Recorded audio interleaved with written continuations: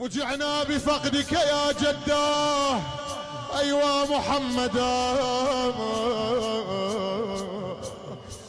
ماكو واحد من آل بيت رسول الله ينفجع بفاجعة إلا ويصيح أيوا محمدا. أيام قليلة يصير الما صاير بالزهراء.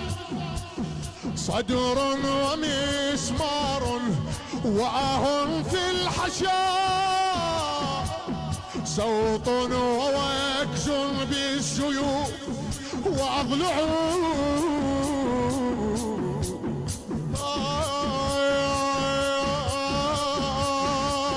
سقط وآلام وباب مضرم،